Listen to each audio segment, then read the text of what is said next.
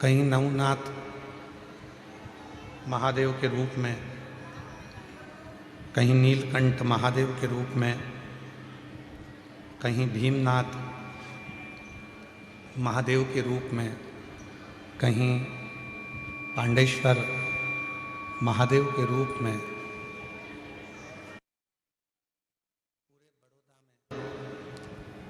चारों तरफ भगवान देवाधिदेव महादेव बड़ौदा की रक्षा के लिए विराजमान।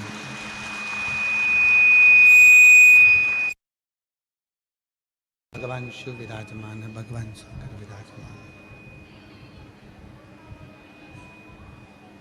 और तेरी कृपा बिना न हिले एक भी अणु, लेते श्वास तेरी कृपा से तनु तनु। बखान क्या करूं मैं राखों के ढेर का, चपटी भभूत में खजाना कुबेर का। हे गंगधार मुक्ति द्वार ओंकार तू, भोले ओंकार तू। आयो शरण तिहारी शंभु तार तार तू। भगवान शिव की जो पवित्र पावन कथा है, जिसका लाभ लेने के लिए आप और हम बैठे हैं। हम जानते हैं बहुत दूर दूर से आप लोग कथा को श्रवण करने के लिए आए हैं।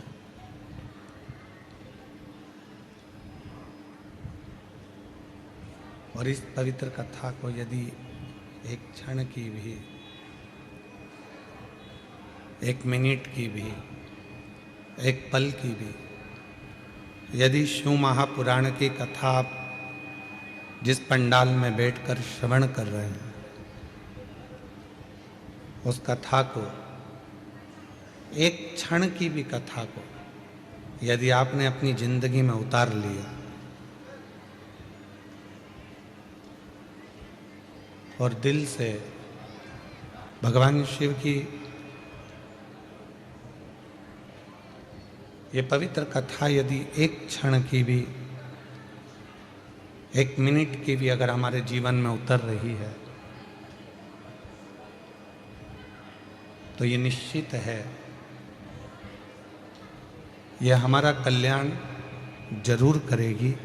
और जिस कामना के लिए हम कथा को श्रवण करने आए हैं, बाबा देव अधिदेव महादेव हमारी झोली खुशियों से जरूर भरेगा, ये निश्चित है।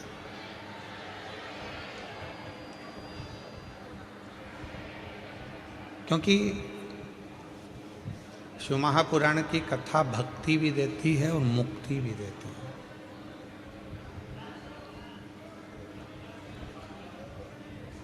ये दोनों ही चीजें प्रदान करती है।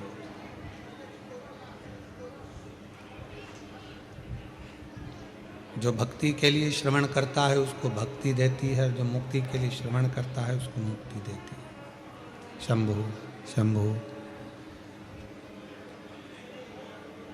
जो भक्ति के लिए श्रवण कर रहा है उसको शिव महापुराण की कथा भक्ति दे रही है,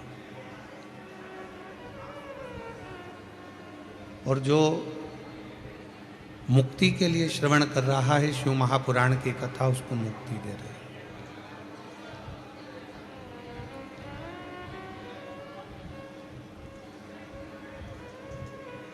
कई कई शिव महापुराण की कथा में ऐसे भी शिव भक्त आते हैं, भगवान शंकर से अपने मन की बात कहकर, भगवान शिव को अपनी स्तुति कहकर, भगवान शंकर को अपने हृदय की बात कहकर, भगवान शंकर को अपने मन की बात कहकर, भगवान शिव को अपने हृदय की बात कहकर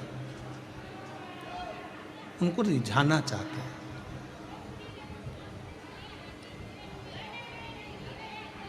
अब ये जितने शिव भक्त आए हो, आप किस भाव से कथा सुन रहे हो, किस भाव से आप कथा को श्रवण कर रहे हो, ये आपके ऊपर निर्भर करता है। और बड़े भाग्यशाली हो जो इस कथा के मंडप में आपको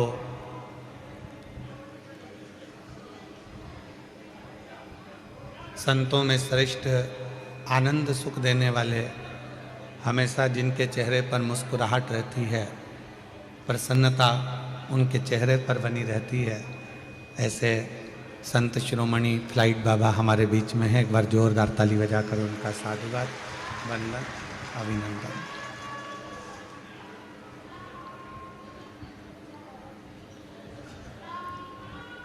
भक्ति और मुक्ति दो पथले, एक मुक्ति का पथ है, एक भक्ति का पथ है।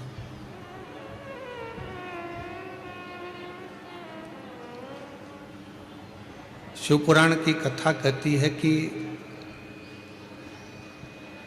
जिसने भक्ति के पथ को पकड़ लिया, जिसने भक्ति के मार्ग को पकड़ लिया, जिसने अविरल भक्ति को अपने जीवन में उतार लिया, जिसने भक्ति को अपनी जिंदगी में धारण कर लिया, फिर उसको मुक्ति नहीं ढूंढना पड़ती।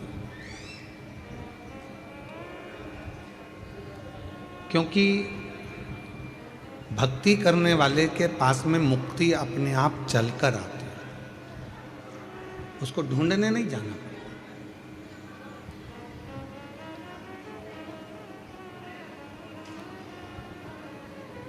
कई लोग कह देते हैं गुरुजी हमारे सिर पे हाथ रख दो, हमारा कल्याण हो जाएगा।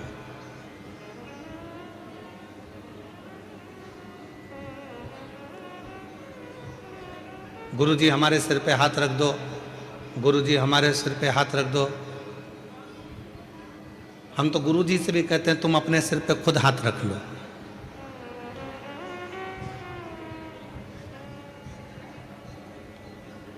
कितना भी गुरु तुम्हारे सिर पर हाथ रख दे, मना नहीं है, पर आपका कल्याण निश्चित तब होगा जब आपके मन में निर्मलता का भाव होगा और भगवान के प्रति समर्पण होगा।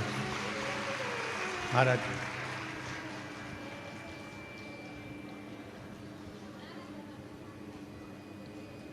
मन चंगा तो कठोते में गंगा, और यदि मन ही चंगा नहीं है, मन में ही भेद पड़ा हुआ है, मन में ही कहीं ना कहीं बैरभाव पड़ा हुआ है, मन में ही द्वेष भाव पड़ा हुआ है, तो फिर परमात्मा कैसे मिलेगा?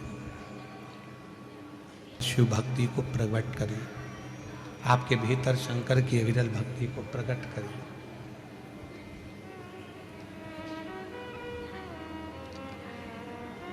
देवराज नाम का ब्राह्मण जो शिव को मानता नहीं था, शिव को जानता नहीं था, भगवान शंकर को पहचानता नहीं था, भगवान शिव को जानता नहीं था,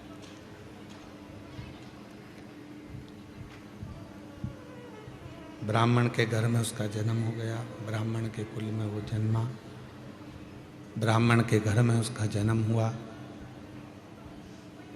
पर ब्राह्मण कर्म वो कभी ना कर पाए।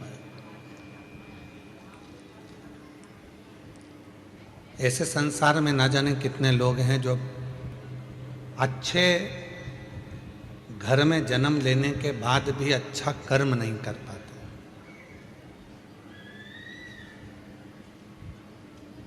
क्योंकि दुनिया की जो सोच है वह बड़ी विचित्र हो गई।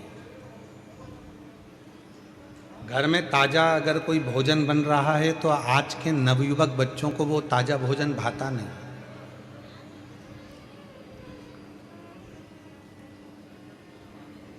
घर में अच्छा पकवान बन रहा है, घर के अंदर अच्छा भोजन बन रहा है, तो घर के लोगों को, घर में रहने वाले नवयुवक बच्चों को, बेटाओं को, घर की बहुओं को, घर की बेटियों को, घर के पोते को, घर की पोतियों को वो भोजन भाता नहीं। और उनको जो डब्बे में 15 दिन का पैक है, पॉलीथीन में 25 दिन का पैक है, 1 महीने का पैक है, ना जाने कितने कितने दिन की पैकिंग का भोजन वो बाजार में बिक रहा है, पर आज के नवयुवक बच्चों को घर का ताज़ा भोजन नहीं भाता।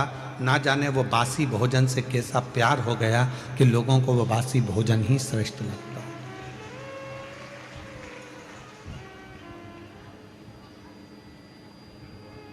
अब वो कैसा हो गया, अच्छा है नहीं है, अंदर से कैसा है किसको मालूम, अंदर से बना कैसा है वो किसी को नहीं।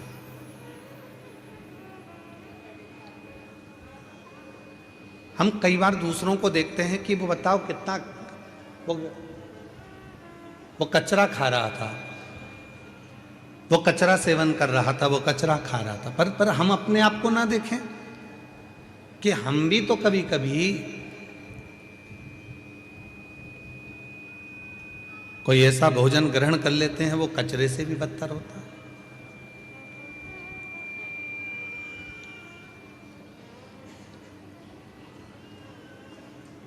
अपने घर में भले रूखी रोटी हो, सूखी रोटी हो, चाहे अपने घर में कैसा भी भोजन बने, शिव महापुराण की कथा कहती है मेरे शंकर भगवान हमेशा पार्वती जी से कहते थे, पार्वती मुझे कुछ दे बनाकर मैं उसको पाऊंगा।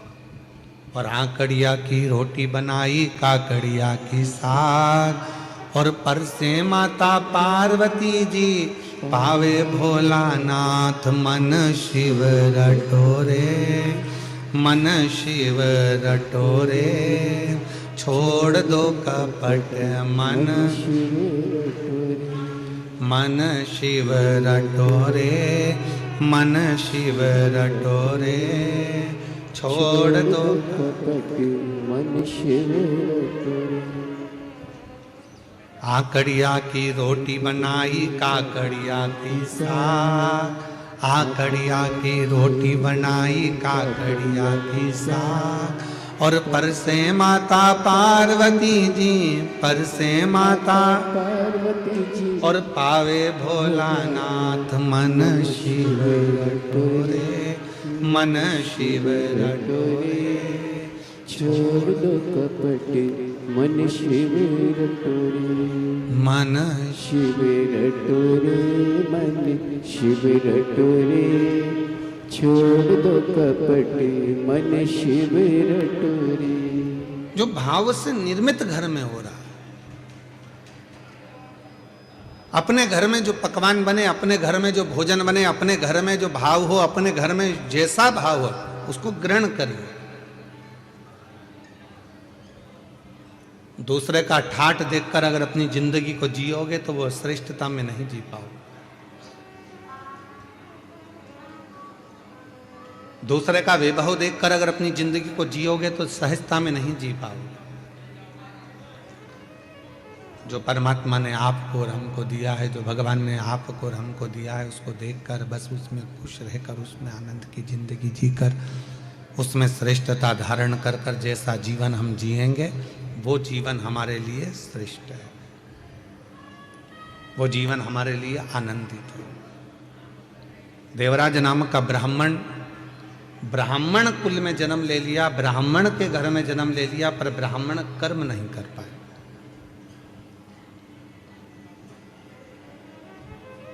वो ब्राह्मण के कर्म से वंचित था।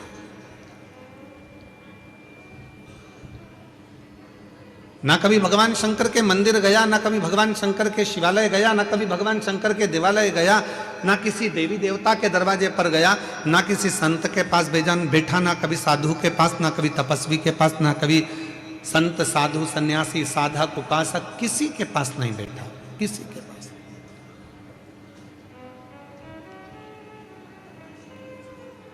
बस गलत कृत्य में, गलत कार्य में वो लगा रहा है। पर उसकी मां, देवराज ब्राह्मण की जो मां थी, वो भगवान की अविरल भक्ति धारण करने लगी। और कई बार हम लोगों से कह देते हैं कि जितने भी शिव महापुराण की कथा में भक्त कथा को श्रवण करने के लिए बैठे हैं, जितने आस्था चैनल पर शिव महापुराण की कथा को सुन रहे हैं, जितने फेसबुक यूट्यूब पर कथा को सुन रहे हैं, जितने सोशल मीडिया के माध्यम से कथा को श्रवण कर रहे हैं, हम सबको एक बात जरूर कहना चाहते हैं। आप अगर कथा के पंडाल में बैठे हो तो ये निश्चित है, मेरी जीजियों, मेरे जीजाओं, मेरी बेटियों, बेटाओं, मेरे बुजुर्ग माँ बाप, याद रखना ये जरूर आप में श्रेष्ठता है कि आपके माता पिता जरूर भगवान शंकर के उपासक रहे होंगे, जो इनकी भक्ति आपके हृदय में आपको प्राप्त हो।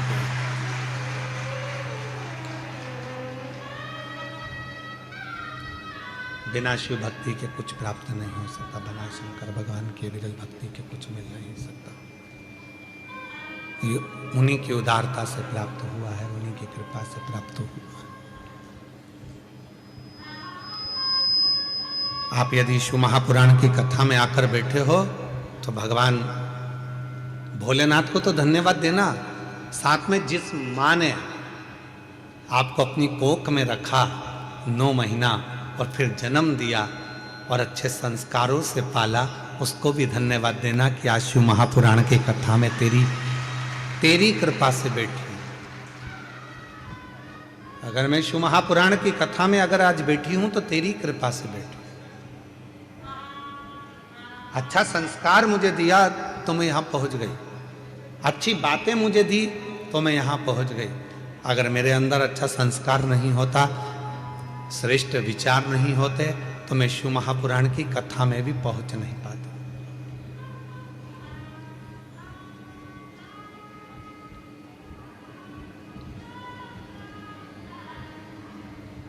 ये उसी की उदारता से, उसी की कृपा से।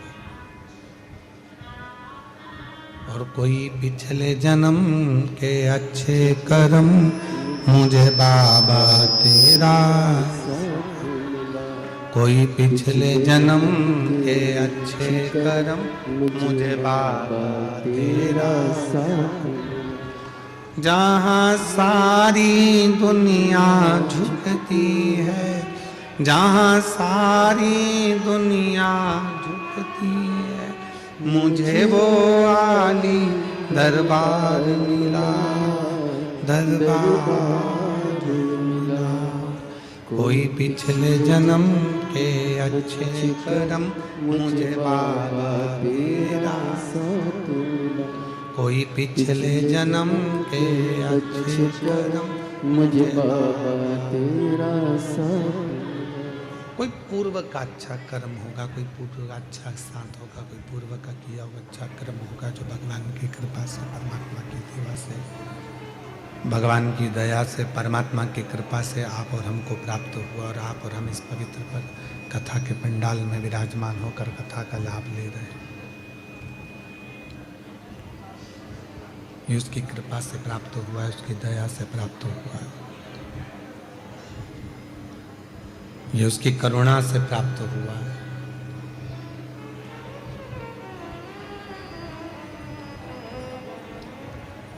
गया देवराज एक दिन चोरी करने के लिए, और चोरी का धन लेकर आ रहा था, तो कहां जाऊं, शरीर में ताप पड़ गया।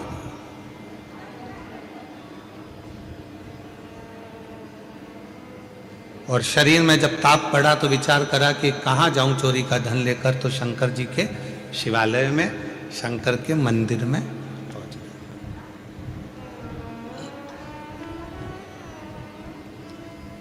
एक बात शिव महापुराण की कथा बहुत अच्छी कहती है, झूठ बोल लिए कोई बात नहीं, जिंदगी में कपट हो गया कोई बात नहीं, जीवन में अपने से पाप हो गया कोई बात नहीं,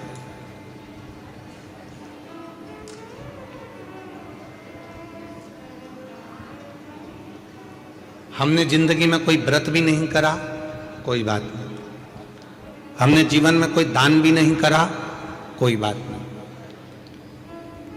हमने जीवन में कोई सत्कर्म भी नहीं करा कोई बात नहीं।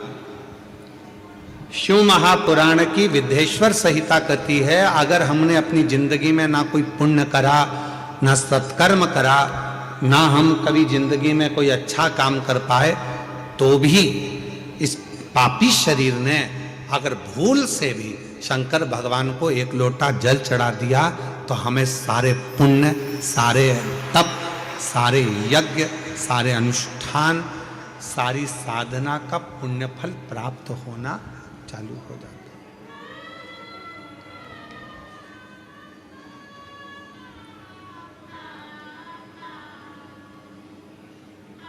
इसीलिए आपके पीछे पड़े रहते हैं कि मंदिर जाओ, एक लोटा जल चढ़ाओ, सारी समस्या का हल बोल बम का नारा है, श्री शिवाय। इसीलिए आपसे कहते हैं कि मंदिर जाओ, एक लोटा जल चढ़ाओ, शंकर जी की आराधना करो। क्यों?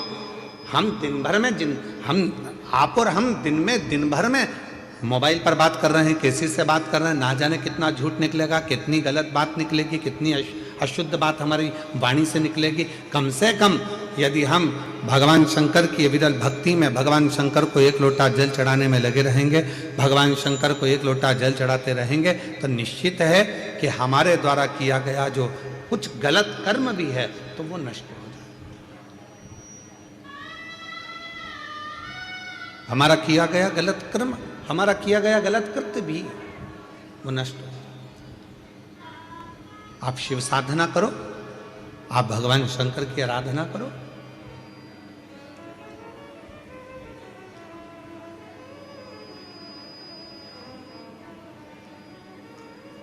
दो कुंडली होती है,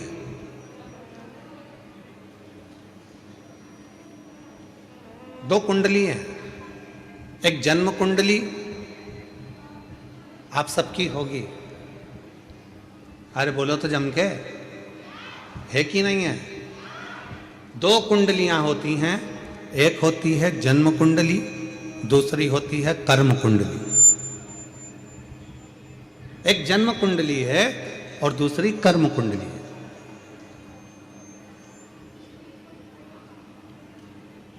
जन्म कुंडली केवल आपका भाग्य बताए। जन्म कुंडली का काम है आपका भाग्य बताना, जन्म कुंडली का काम है आपका भाग्य बता देना, दर्शा देना। पर इस जन्म कुंडली से भी बड़ी अगर कोई कुंडली होती है तो वो होती है हमारे कर्म की कुंडली।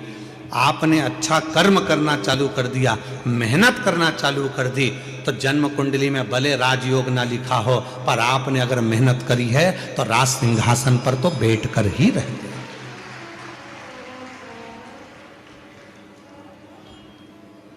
एक होती है जन्म कुंडली और एक होती है कर्म कुंडली।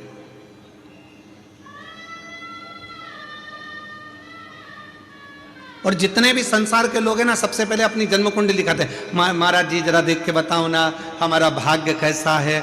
अब महाराज जी ने बता दिया कि तुम्हारे भाग्य में तो राजयोग है ही नहीं, तुम्हारे भाग्य में तो ये लिखा है, तुम्हारे भाग्य में तो वो लिखा हुआ है।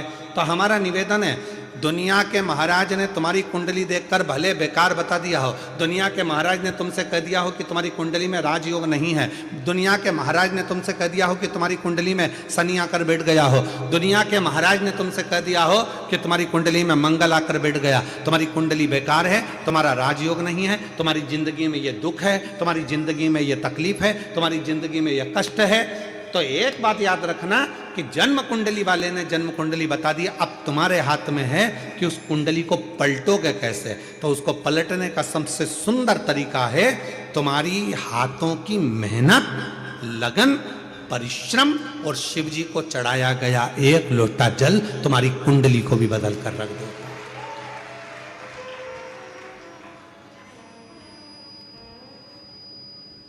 अब तुम मेहनत ही ना करो और सोचो कि मेरा भाग्य ही बेकार है। मैंने तो पत्रिका दिखाई थी, मैंने कुंडली दिखाई थी, उसमें तो महाराज जी ने बता दिया था कि मेरी कुंडली में अच्छा योग ही नहीं है। तो फिर आप घर पर आकर बैठ गए, फिर आपने कोई कर्म नहीं करा, तो फिर वो कुंडली अपना असर करे।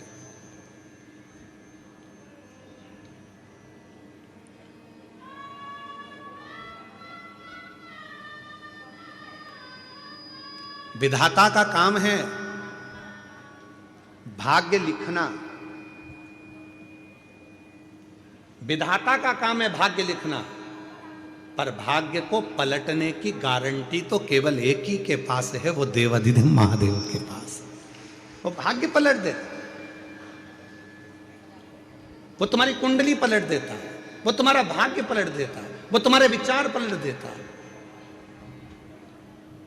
इसने 7 दिन की शिव महापुराण की कथा इस पंडाल में रोज बैठकर श्रवण कर ली और झोली पसार कर जिसने मांग लिया, 3 महीने के अंदर उसका पत्र इस व्यासपीठ पर जरूर पहुंचेगा। ये निश्चित। श्रवण। हार हार महा, जिसने दिल से मांग लिया,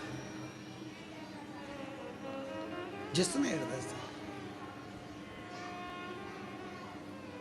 महापुराण की कथा वर्णन कर रही है। देवराज नाम का ब्राह्मण जो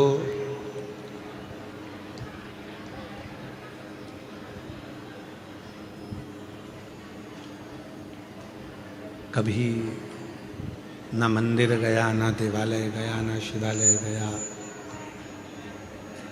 पर उसकी माता ने जो भगवान शंकर को जल चढ़ाया था, उस जल का फल उस देवराज को मिला।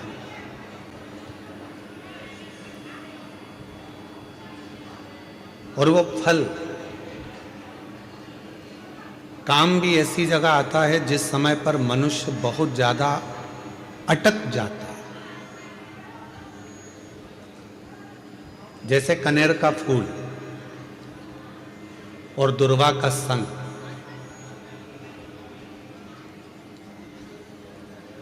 ये दो चीजें ऐसी हैं। कनेर का फूल देखा है आप लोगों ने?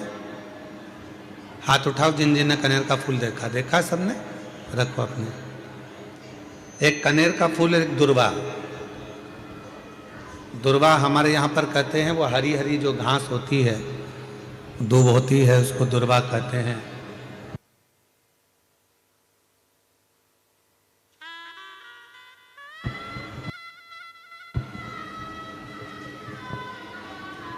एक होता है कनेर का फूल, एक होती है दुर्वा। ये दो हैं। शिव महापुराण की कथा कहती है, शिव महापुराण का कौमार खंड वर्णन करता है जब व्यक्ति बहुत ज्यादा उलझनों में कहीं एकदम अचानक घिर जाए। अचानक से आकर गिर गया और उसका कोई निर्णय निकल ही नहीं रहा। वो निर्णय निकल ही नहीं रहा है, बिल्कुल इतनी अड़चन में फंस गया, इतनी अड़चन में फंस गया कि चारों तरफ से ऐसा लग रहा है कि अब तो कोई निर्णय निकल ही नहीं रहा, अब तो मर जाऊं तो अच्छा। तो शिव पुराण की कथा कहती है मरना उसका कोई हल नहीं है। सुसाइड कर लेना उसका हल नहीं है। अब मैं चारों तरफ से घिर गया हूं, बहुत परेशान हो गया हूं, बहुत तकलीफों में फंस गया हूं, तो अब तो मैं मर जाऊं तो अच्छा। उसके मन में ये भाव आ जाता है। उस समय पर कुछ मत कर। सुसाइड का तो सोची मत ही, मरने का तो सोची मत ही। केवल एक काम कर, एक कनेर का फूल और एक दुर्वा दोनों ले जा। जया, विषहरा, शामली वारी, दौतली और देव, शिव जी की 5 बेटियां। सब लोग उनका नाम लेंगे साथ में। पहले नंबर पर जया, विषहरा, शामली बारी, दौतली और देव। ये शंकर जी की जो 5 लड़कियां हैं। ये डीले कम कर दो, आवाज क्लियर कर दो।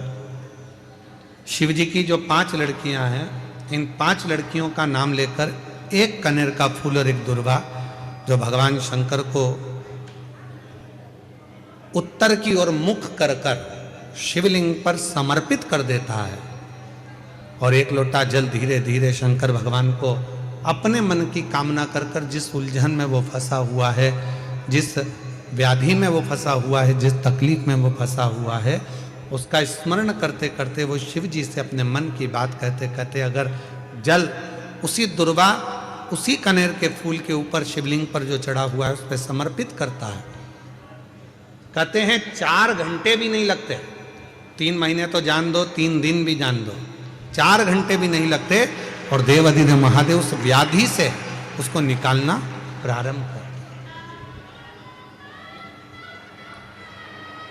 उस व्याधि से वो निकालना प्रारंभ कर देता, उस तकलीफ से उसको दूर करना प्रारंभ कर देता।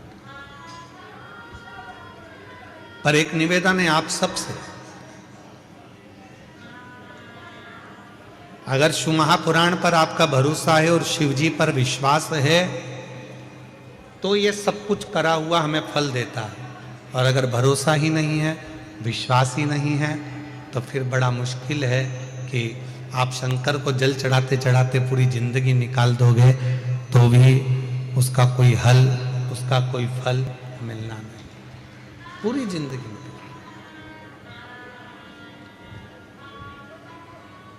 आप दिल से उसको निवेदन करो, प्रार्थना करो, वो तेरा ही दिया मैंने खाया पिया, तेरा शुक्रिया, तेरा शुक्रिया, मुझे भोले बाबा ने बहुत दे दिया, तेरा शुक्रिया, तेरा शुक्रिया। शिव को अपने मन की बात कर। लोग कहते हैं गुरुजी हम बहुत बुरे फंस गए, हम बहुत बड़े तकलीफ में फंस गए, बहुत बड़ी तकलीफ में हम लोग फंस गए, हम बहुत व्याधियों में। एक पत्र आया है, बहुत अच्छा पत्र, अभी सूरत की कथा का है। हमने कहा था सूरत की कथा में कि यदि सूरत वालों ने अगर दिल से कथा सुनी है तो बड़ौदा की कथा में उनका पत्र जरूर आएगा, और वो पत्र आया, वो पत्र पहुंचा।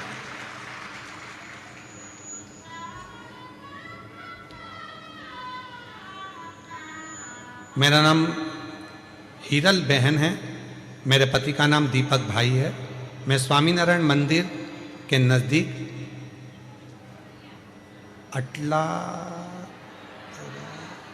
अटलादरा बड़ोदरा में रहती हूँ। कहीं बैठी हैं तो हाथ हिला सकती हैं, अगर कहीं बैठी हों तो हाथ हिला सकती हैं, और अगर आई हों तो बेलपत्र लेने के लिए व्यासपीठ पर आ सकती हैं। अगर कहीं बैठी हों तो हाथ हिला सकती हैं और बेलपत्र लेने के लिए आ सकती हैं। कहीं बैठी हैं तो आ सकती हैं। मेरा नाम हीरा बहन है, मेरे पति का नाम दीपक भाई है। मैं स्वामीनारायण मंदिर के नज़दीक अटलादरा बड़ौदा की रहने वाली हूँ। गुरुजी बोलते हैं ना कि एक लोटा जल सारी समस्या का हल।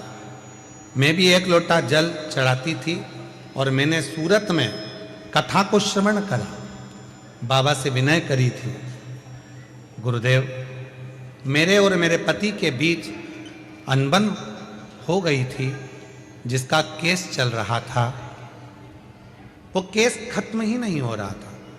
आज बाबा की ऐसी कृपा हो गई, 7 दिन की कथा मैंने सूरत के पंडाल में बैठकर सुनी, और 7वां दिन कथा का पूरा हुआ और मेरा केस पूरा खत्म होकर मैं बाबा को यहां नमन करने के लिए। आप जब ऑनलाइन शिवरात्रि की पूजन कराते हो सावन के महीने में, आप कहते हो कि अपने घर में जब शंकर भगवान की ऑनलाइन पूजन करोगे, जो मांगोगे एक बेलपत्र उठाकर रख लोगे और जो मांगोगे वो मिलेगा। मेरे बाबा ने मेरे यहाँ औलाद तो दे दी, पर हम किराए के मकान में रहते थे, संतान तो दी पर मकान नहीं था। पति और मैंने दोनों ने शिवरात्रि का पूजन करा सावन के महीने के, बेलपत्र उठाकर रख ली। हम नहीं जानते थे कि उस बेलपत्र का कितना महत्व है। आज बाबा से केवल एक ही बात मांगी थी कि मेरा खुद का मकान हो जाए, और बाबा से तो हमने 1 मंजिल का मकान मांगा था, आज बाबा ने मुझे 3 मंजिल का मकान दे दिया। मैं बाबा को धन्यवाद देने के लिए यहाँ पर आऊँ। कहीं बैठी हों तो आ सकती हैं और बेलपत्र ले जा सकती हैं।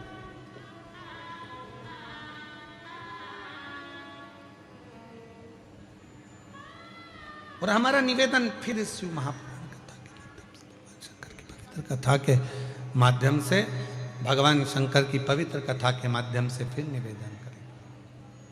ऐसे दयालु नाथ से रिश्ता निभाइए। बोलो, जितने बैठे हो सब बोलो, ऐसे दयालु नाथ से रिश्ता बनाइए, मिलता रहेगा आपको जो कुछ भी चाहिए, मिलता रहेगा आपको जो कुछ भी चाहिए। ऐसा करिश्मा होगा जो हुआ कभी नहीं, ऐसा करिश्मा होगा जो हुआ कभी नहीं। मांगा है भोलेनाथ से आवाज नहीं आ रही आप लोगों की। मांगा है भोलेनाथ से वरदान एक, तेरी दया बनी रहे जब तक है जिंदगी, तेरी दया बनी रहे जब तक है जिंदगी, तेरी कृपा बनी रहे जब तक है जिंदगी। जो बैठ कर मांग रहे हैं, जो हम बाबा से प्रार्थना कर रहे हैं, जो निवेदन कर रहे हैं, जो बाबा से विनय कर रहे हैं, वो बाबा स्वीकार कर, वो दे रहा, स्वीकृत कर रहा, स्वीकार कर रहा।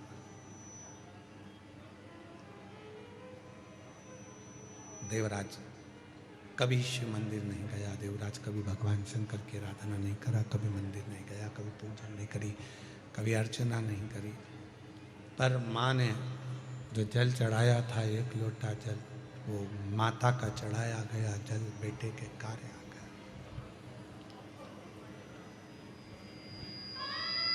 माँ का चढ़ाया गया जल बेटे के काम आ गया।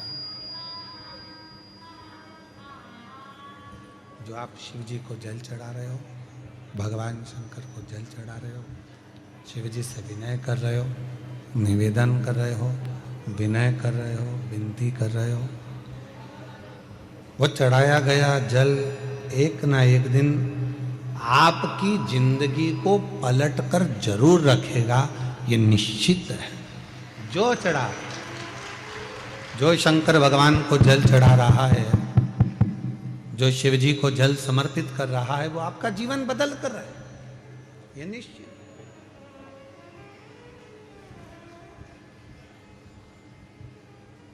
बस वो जल चढ़ाने में आपका विश्वास कितना है, आपकी दृढ़ता कितनी है, आपका भरोसा कितना है, वो आपके ऊपर निर्भर करता है।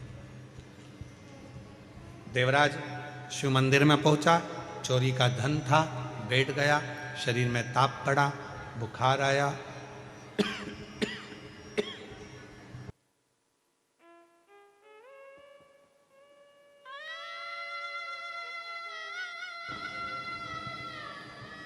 शरीर में ताप पड़ा, बुखार आया, और देवराज शरीर में ताप पड़ने पर, बुखार आने पर दुबक कर बैठा था, चुप कर।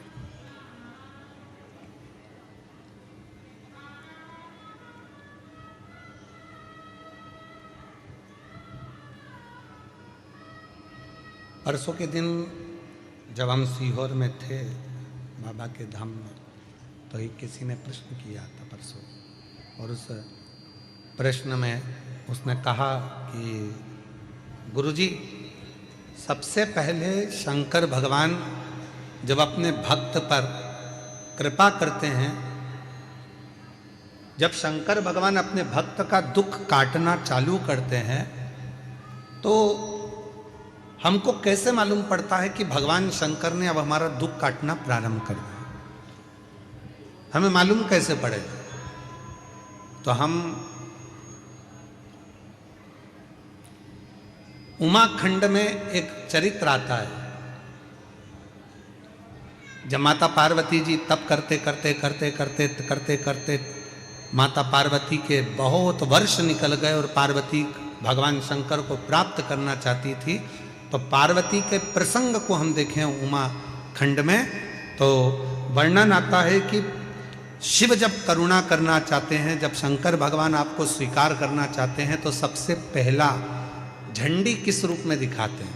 तो कहा शंकर भगवान स्वयं आपके स्वप्न में आकर, शंकर भगवान आपके स्वप्न में आकर आपको दर्शन भी देते हैं, और कोई कोई शिव भक्त ऐसा होता है कि उसको स्वप्न में भी शिव के भक्त के मुख से, जब स्वप्न में भी ब्रह्म मुहूर्त में कथा सुनने का स्वप्न दिखना चालू हो जाए कि मुझे कोई कथा सुना रहा है, शिव पुराण सुन रही हूँ, शंकर बैठे हैं, उनका दर्शन कर रही हूँ, तो समझ लेना कि शिव तुझे अब दुख से दूर करना प्रारंभ करना चाह रहे हैं, तुझे दुख में।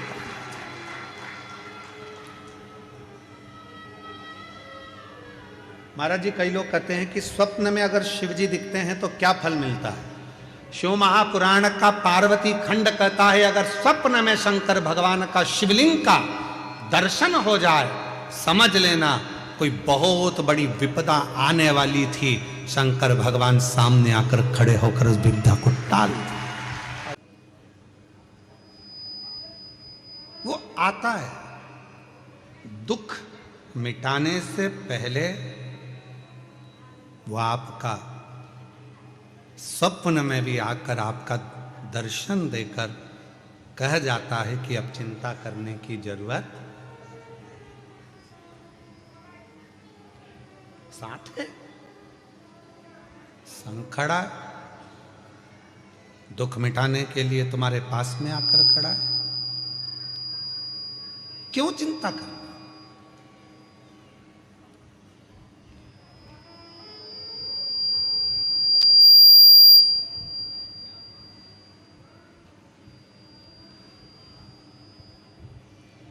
किस बात की चिंता करना?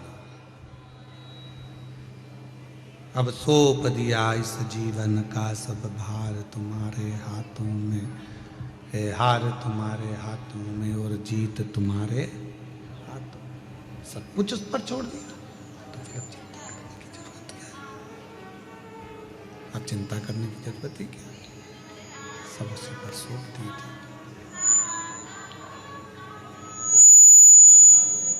जब भक्ति की प्रबलता होती है, विश्वास दृढ़ होता है,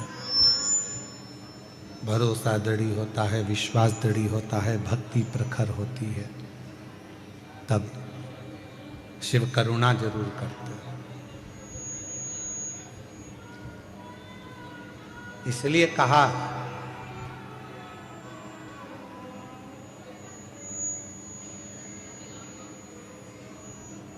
गेट पर, बेड पर और डेट पर, तारीख पर, तुम्हारे दुख के समय पर, तुम्हारी तकलीफ के समय पर, तुम्हारी कष्ट के समय पर जो खड़ा है, समझ लेना कि वही तुम्हारे लिए हितैषी है और वही शिव है, वही हितैषी है, वही शिव।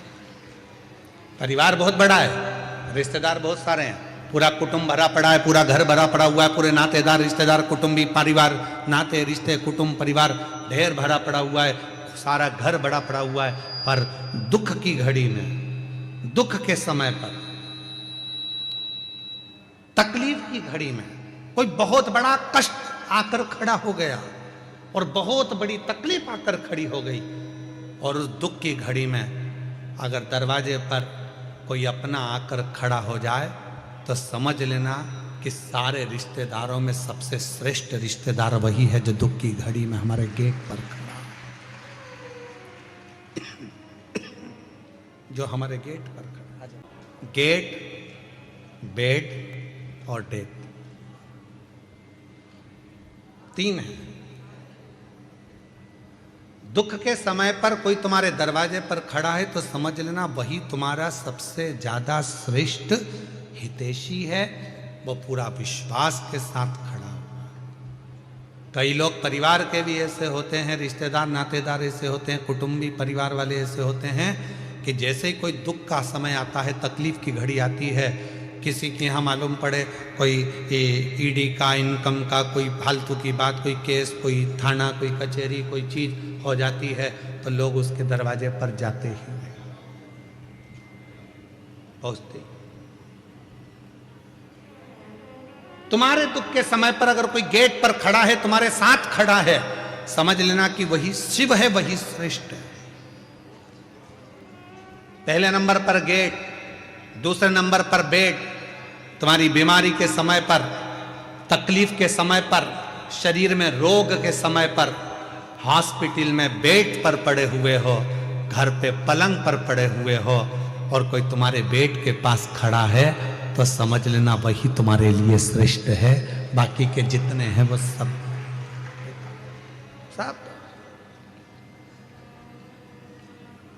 श्रेष्ठ वही है। कौन कौन है परिवार में?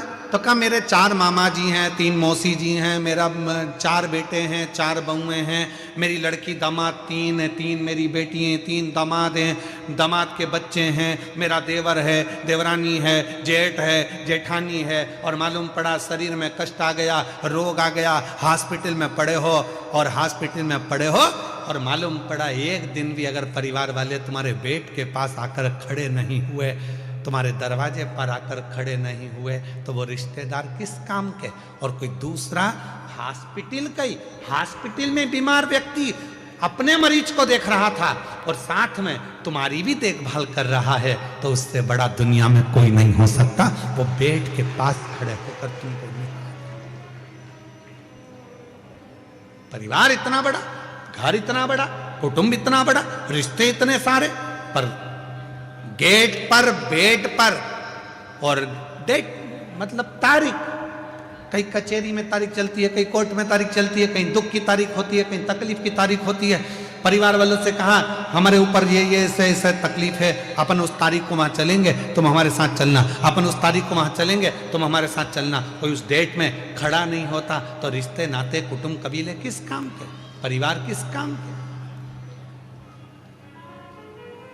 गेट, बेड और डेट, ये 3 ऐसे हैं। दुख के समय पर, तकलीफ के समय पर कोई यदि आपके साथ दरवाजे पर खड़ा है, बीमारी के समय पर कोई आपके पलंग के पास खड़ा है, और कोई तारीख पर आपके साथ खड़ा है, तो समझ लेना कि आपका बना है, आपका कष्ट बना है, आपका वो कोई दूसरा नहीं है, वो श्रेष्ठ है, वो श्रेष्ठ है।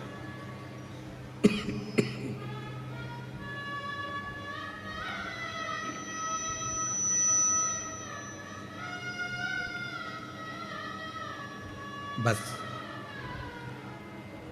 देवराज नाम का ब्राह्मण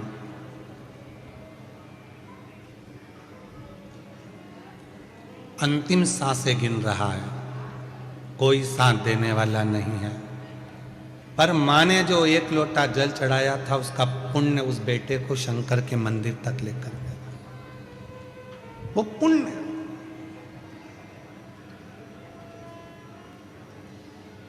बड़ौदा के इस पंडाल में जितने शिव भक्त बैठकर कथा को सुन रहे हैं, आपको शिव महापुराण की कथा में लेकर कौन आया?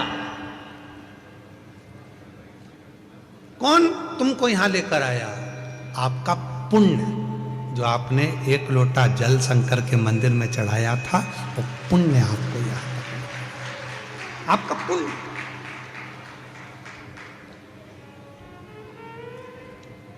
कई लोग पत्रिका दिखाने जाते हैं, कहते हैं महाराज जी बताओ इसमें राजयोग कितना है, राजयोग कितना है, बताओ हमारा भाग्य कैसा होगा, हमारा भविष्य कैसा होगा। ढेरों लोग ज्योतिषाचार्य जी के पास में जाते हैं और पूछते हैं कि हमारा भविष्य कैसा होगा, हमारा राजयोग कैसा होगा। हमारा निवेदन है, आज तक कोई ऐसा हाथ दिखाने वाला नहीं मिला, कोई आज तक ऐसी पत्रिका दिखाने वाला नहीं मिला जिसने किसी ज्योतिषाचार्य से जाकर पूछा हो कि बताओ कि राजयोग नहीं, ये बताओ कि मेरे राम का दर्शन कब होगा, मेरे शिव का दर्शन कब होगा, मेरे कृष्ण का दर्शन। क्या मेरे भाग्य में राम योग लिखा है? राजयोग नहीं। मेरे हाथ की रेखा में क्या राम का दर्शन लिखा है? मेरे हाथ की रेखा में क्या भगवान का दर्शन लिखा है? मेरे पत्रिका में, जन्म पत्रिका में क्या शिव का भक्ति लिखी है? क्या मेरी जन्म पत्रिका में भगवान शंकर की भजन लिखा है? क्या मेरी जन्म पत्रिका में क्या शिव की भक्ति लिखी है?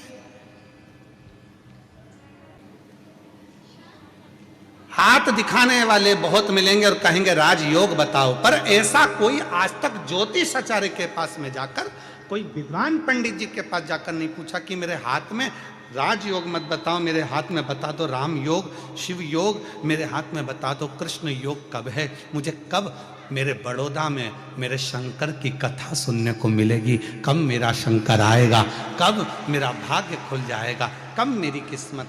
और शबरी तुम्हारे पास में कौन कैसा विद्वान ज्योतिष आचार्य मिला मुझे हमें नहीं मालूम, पर माँ शबरी अम्बा के पास में, शबरी माता के पास में मातंग ऋषि थे। मातंग ऋषि से शबरी अम्बा ने पूछा मेरे भाग्य में बता दो राम का दर्शन कब होगा, राम का दर्शन।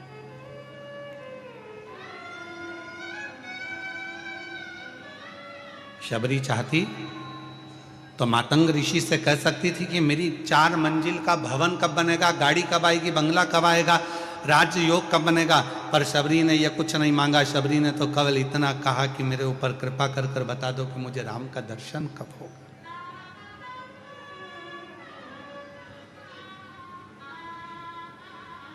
कब?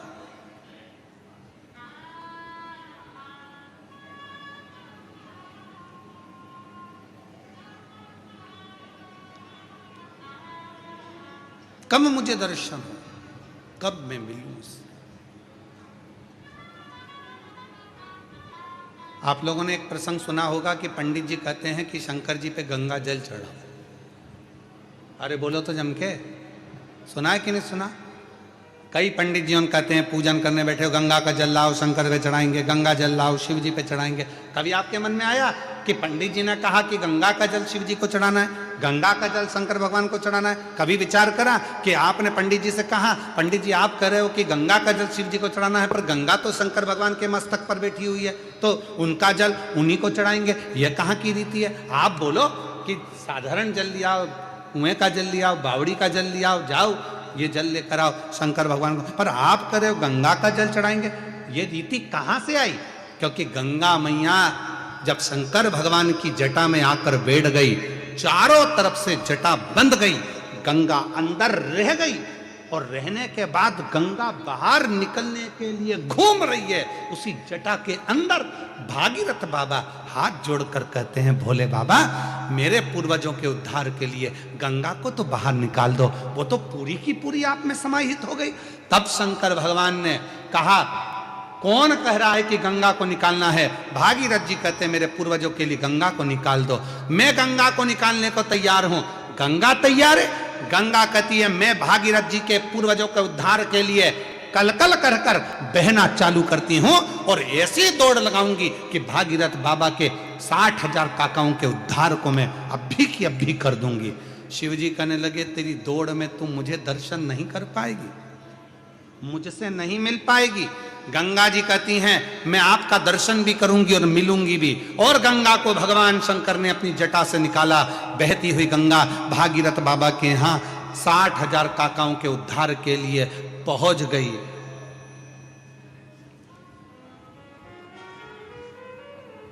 गंगा सागर में पहुंच गए। अब गंगा को शिव नहीं मिल रहा, गंगा को शंकर का दर्शन नहीं हो रहा, गंगा शिव को देख नहीं पा रही है, गंगा शंकर के करीब नहीं रह पा रही है, गंगा शंकर भगवान का मुख नहीं देख पा रही है। नैनों से नीर बह रहा था। भगवान नारायण का दर्शन गंगा जी को हुआ। नारायण ने पूछा क्यों गंगा कैसी हो? गंगा जी कहती हूं तो अच्छी, पर जिन शिव की जटा से निकली हूं उनके पास जाने के लिए वापिस तरस रही हूं, मिल नहीं पा रही। कोई ऐसा साधन बता दो कि मुझे शंकर का दर्शन हो जाए। गंगा, मैंने तो सुना है शंकर भगवान जिसको अपना बना लेते हैं उसको दूर नहीं करते हैं, तो शिवजी ने तुझे दूर कैसे कर दिया? गंगा जी कहती हैं शंकर भगवान ने दूर नहीं करा, मैं मेरी अहंकार से शिव से दूर हो गई। शिवजी ने कहा था मत जा गंगा, मैं तुझे अपनी जटा में हमेशा रखने को तैयार हूं, तू इस जटा में विराजमान रहे। पर गंगा, मैंने शंकर भगवान से कहा तुम मुझे छोड़ो, मैं भागीरथ बाबा के 60,000 काकाओं का उद्धार करूंगी और तुम्हारा दर्शन करने आ जाऊंगी। पर ऐसी बह रही हूं, निरंतर ऐसी बह रही हूं कि शिव का दर्शन मुझे वापस मिलता ही नहीं है। आप कुछ कृपा करो। भगवान नारायण ने शंकर जी से प्रार्थना करी, आप कुछ करिए। शंकर जी ने पार्वती से कहा, पार्वती गंगा का जल लेकर ही मुझ पर चढ़ा। पार्वती जी ने पूछा, जो गंगा तुम्हारी जटा पर बैठी है उसी का जल तुम्हें चढ़ाऊं तो इसका मतलब क्या है? शंकर भगवान कहते हैं कि वो गंगा मेरे दर्शन करने के लिए तरस रही है। अगर तू गंगा का जल मुझ पर चढ़ाएगी, वो गंगा मेरा दीदार कर पाएगी तो मैं तुझे वर प्रदान कर दूंगा। वर दे। उस दिन से ब्राह्मणों ने, ज्योतिषों ने, विद्वानों ने नियम बनाया। लोग कहते हैं शंकर जी को गंगा जल से स्नान कराओ, गंगा जल चढ़ाओ। क्यों? तो कहा गंगा जल से शिव जी क्यों प्रसन्न होते हैं? उसका प्रसन्न होने का कारण यह है कि शंकर जी प्रसन्न होते कि नहीं होते, पर गंगा शिव पर चढ़ती है, दर्शन करती है तो गंगा वर देती है कि तूने मुझे शंकर से मिला दिया, जा मैं तेरे ऊपर कृपा करती हूं, तेरी भंडार भरती हूं, तुझ पर दया करती हूं,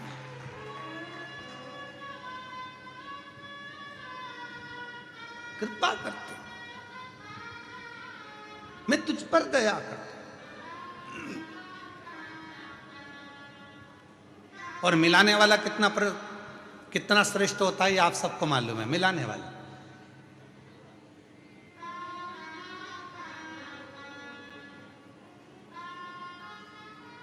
आप में से कई माताएं मेरी इतनी खुश हो रही होंगी, इतने साल के बाद गुरुजी गुजरात में बड़ौदा में आए, अरे बाबा बड़ी कृपा कर दी।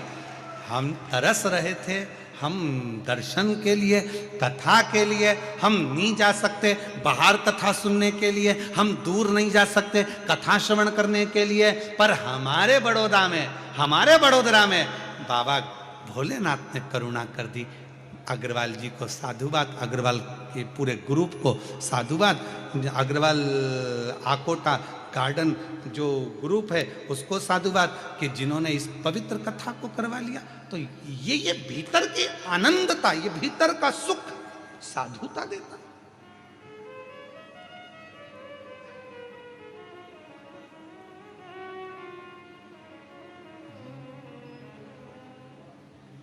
और मैं हूं प्रेम रोगी, मेरी दवा तो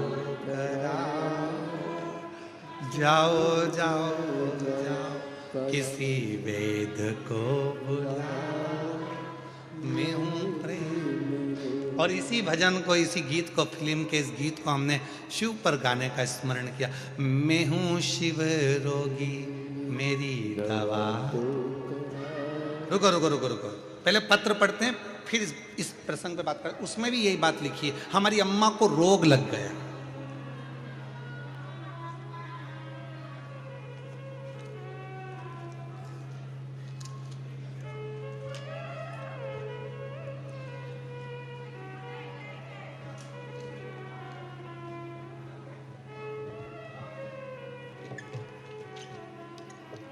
इन्हीं ने लिखा है, ये जो गीता दीदी आई थी, गीता बहन बड़ौदा से, इन्हीं ने लाइन लिखी है।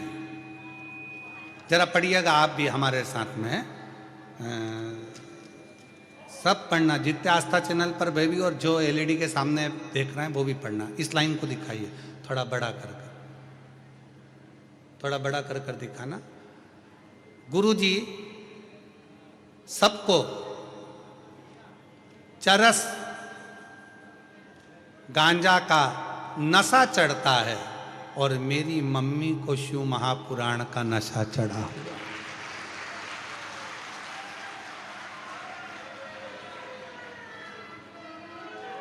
फिर से पढ़ लो, फिर से पढ़ो, पढ़ो जरा, इसको क्लोज कर कर जरा दिखाइए। गुरु जी सबको चरस गांजा का नशा चढ़ता है और मेरी मम्मी को शिव महापुराण कथा का नशा चढ़ गया।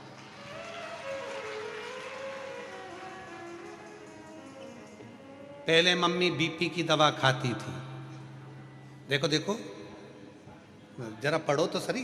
पहले मम्मी बीपी शुगर की दवाई के बिना चल नहीं सकती थी, आज मेरी मम्मी बीपी और शुगर सब की दवाई बंद हो गई, शिव महापुराण की दवाई चालू। माँ जब अपने बच्चे के हाथ में कलम पकड़ाती है, पेंसिल पकड़ाती है, पेन पकड़ाती है, कॉपी देती है, लिखो लिखो,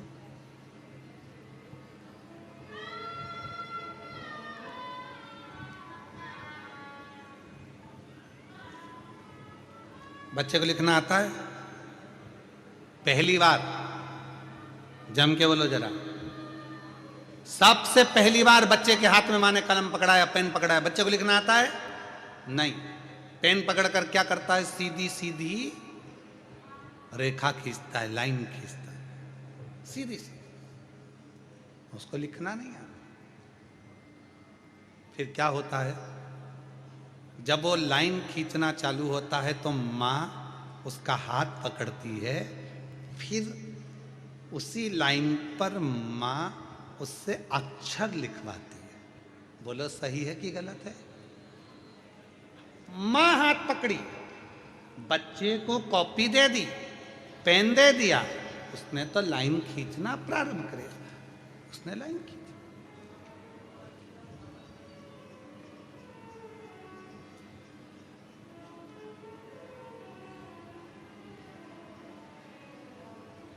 माँ ने हाथ पकड़ा और उसको खिंचाना प्रारंभ करा। यही शिव पुराण कहती है। शंकर के मंदिर में जाकर शिव जी को जल चढ़ाकर जब कोई चंदन की 3 लाइन भगवान शंकर के शिवलिंग पर खींचता है, शंकर उसका हाथ पकड़कर उसका भाग्य लिखना प्रारंभ कर देते हैं। शिव भाग्य। अब कई लोग कहते हैं कि हम एहसान कर रहे हैं, हम मंदिर जाते हैं, शंकर का श्रृंगार करते हैं, शिव जी के मंदिर में जाकर शंकर जी को त्रिपुंड लगाते हैं। नहीं, आप बच्चे हो, आपको हाथ में कलम पकड़ा दी गई है और आपको लिखना नहीं आता, आप अपना भाग्य नहीं लिख सकते, तो शंकर के मंदिर में जाकर जब आप अपनी उंगली की 3 रेखाएं खींचते हो, यहां तक शिव पुराण कहती है अगर चंदन नहीं है, अबीर नहीं है, गुलाल नहीं है, रोली नहीं है, कुछ भी तुम्हारे पास में नहीं है, शंकर जी को तुमने जल चढ़ाया, जल चढ़ाने के बाद अगर चंदन रोली हल्दी कुछ नहीं है तो भी अपने हाथ की 3 उंगलियों से शंकर के शिवलिंग पर जब आप 3 रेखाएं दिल से, हृदय से, भाव से बनाते हो तो भी शंकर भगवान हाथ पकड़कर तुम्हारे भाग्य की रेखा बनाना प्रारंभ कर देगा। भाग्य की रेखा, भाग्य की रेखा बनाना प्रारंभ कर देगा। अब खींचो 3 लाइन, ब्रह्मा विष्णु महेश की 3 सलाखाएं जब शिव जी के शिवलिंग पर लगाई जाती है, यहां तक शिव पुराण कहती है अगर हम शंकर भगवान के शिवलिंग को जल चढ़ाकर 3 रेखाएं भी ना खींच सकें तो अपने हाथ की 3 उंगली का यदि स्पर्श मात्र भी शिवलिंग पर कर देते हैं तो ब्रह्मा विष्णु और महेश की करुणा हमारे ऊपर होना प्रारंभ हो जाती है। यहां तक शिव पुराण का, यहां तक। क्यों कहते हैं आपसे? शिव महापुराण की कथा सुनने के बाद जब आरती हो, आरती होने के बाद कर्पूर गौरम होने के बाद जब आप अपने घर को जाओ, हमारा तो निवेदन है जिसको बीच में अगर कथा चलते में बीच में घर जाना रहता है तो उसको कथा में आना भी नहीं चाहिए। अगर आपको कथा के बीच में उठना है, घर जाना है, हाँ नहीं मैं 1 बजे से 4 बजे तक कथा है, मुझे 3 बजे घर जाना है, तो कथा में मत आओ। आप अपने घर पे टीवी में कथा सुनो, अपनी जिंदगी का आनंद पाओ। कौन कह रहा है कि जाओ?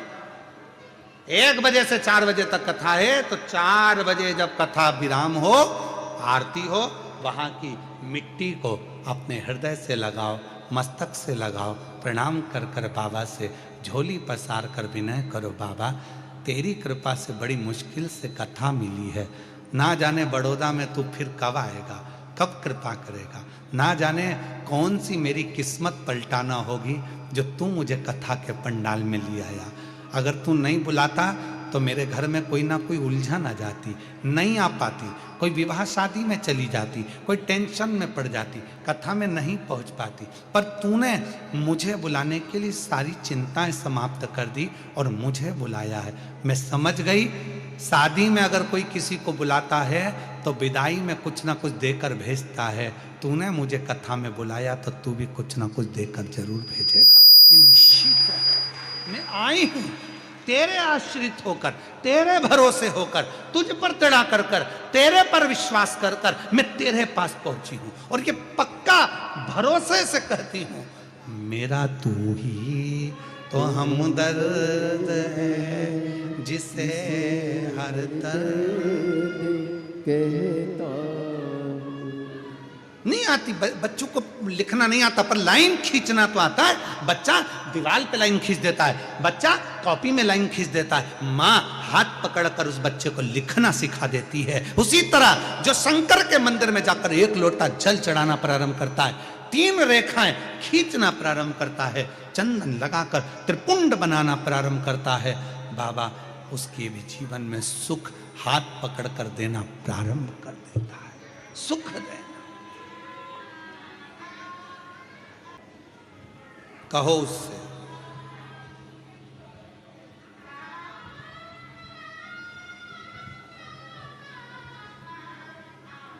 हृदय से, भाव से, निर्मलता से और हृदय की शुद्ध भाव से जो हम कहते हैं वो शिव स्वीकार करता है,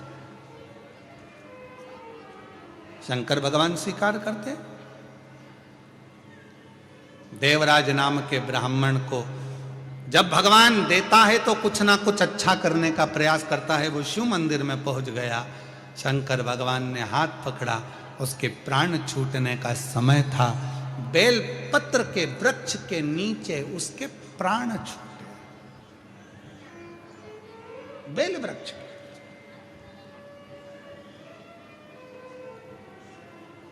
शिव महापुराण की कथा कहती है,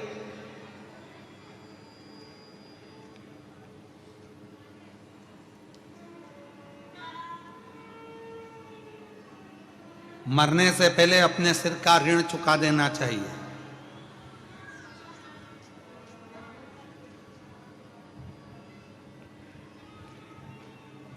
मरने से पहले अपना एक ऋण सिर पे लेकर मत जाओ, सारे ऋण चुका दो। निवेदन है, तुम्हारे मरने पर तुम्हारे अंतिम संस्कार में जितनी लकड़ी लगे, कम से कम उतने पेड़ पृथ्वी पर लगाकर तो जाओ, उतना वृक्षारोपण कर कर तो जाओ। मरोगे, चिता में अग्नि लगेगी, अग्नि के लिए लकड़ी चाहिए, कितने पेड़ों की लकड़ियां तुम्हारे शरीर को जलाएगी। कम से कम एक काम करो, जो महाशिवरात्रि आ रही है 15 फरवरी को, उस दिन उस शिवरात्रि को ग्रीन शिवरात्रि के रूप में मनाएं और एक एक वृक्ष सब लगाएं। आप सबसे निवेदन है, उस शिवरात्रि का नाम ग्रीन शिवरात्रि रखो। ग्रीन शिवरात्रि, वृक्षारोपण करो, बेल वृक्ष लगाओ।